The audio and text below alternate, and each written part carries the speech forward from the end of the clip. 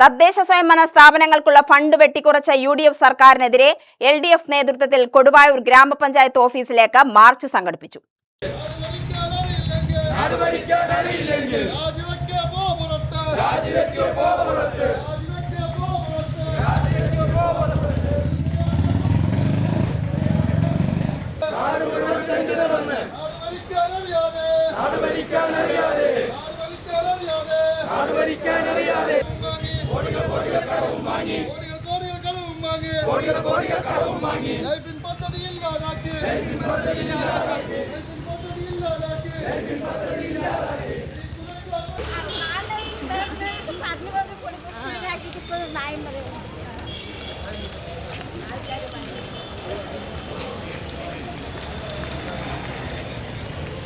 AKG മന്ദിരത്തിന് മുന്നിൽ നിന്ന് പ്രകടനം ആരംഭിച്ചു.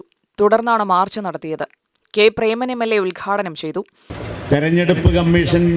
തെരഞ്ഞെടുപ്പ് കമ്മീഷനായി ചെയർമാനായി കേന്ദ്രത്തിൽ നിന്നും BJPയുടെ പ്രതിനിധിയായി അയച്ച ആളെയാണ് ഇപ്പോൾ ചീഫ് സെക്രട്ടറി ആക്കി വെച്ചത് അല്ലേ?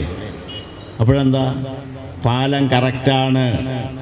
ഈ കേരളത്തിൽ 38 മണ്ഡലങ്ങളിലാണ് BJPയുടെ സഹായത്തോടുകൂടി UDFന് ജയിക്കാൻ കഴിഞ്ഞത്. ഒരു ഭാഗത്ത് BJP, മറ്റു ഭാഗത്ത് ജമാഅത്തെ ഇസ്ലാമി പോലുള്ള സംഘടനകളെ കൂടി കൂട്ടുപിടിച്ചുകൊണ്ടാണ് രഹസ്യമായും പരസ്യമായും വർഗീയ ശക്തികളുടെ തോളിൽ കൈയിട്ടുകൊണ്ട് UDFന് കേരളം ഭരിക്കാനുള്ള അധികാരം ലഭിച്ചത് എന്നത് വളരെ ചിത്രം പോലെ വ്യക്തമായി കഴിഞ്ഞു.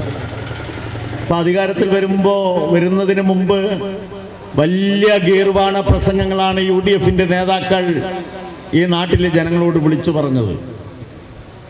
കേരളം പിണറായി വിജയന്റെ നേതൃത്വത്തിലുള്ള LDF സർക്കാർ അധികാരമേറ്റ ശേഷം കടം മേടിച്ച് തൊലഞ്ഞു എന്ന് പറഞ്ഞവർ അധികാരത്തിൽ വന്ന് 2 മാസം തികയുമ്പോഴേക്കും 10,000 കോടി രൂപയാണ് ഇവർ കടം മേടിച്ചത്. പക്ഷേ LDF കടം മേടിച്ചാൽ അത് ഈ നാട്ടിൽ കാണുമായിരുന്നു. LDF കടം മേടിക്കുന്നത് ഈ നാട്ടിലെ ജനങ്ങൾക്ക് വേണ്ടിയായിരുന്നു. പക്ഷേ UDF കടം മേടിച്ച പണം 10,000 കോടി രൂപ ഏത് വഴിക്ക് പോയി എന്ന് ആർക്കും അറിയുന്നില്ല. NP വിജയരാഘവൻ അധ്യക്ഷനായി. വിവിധ കക്ഷി നേതാക്കളായ KS Rajagopalan, M Rajan, Manikandan, Salim, Murugadas, M ചന്ദ്രൻ, പ്രേമൻ എന്നിവർ പ്രസംഗിച്ചു. UTV news, Palakkad.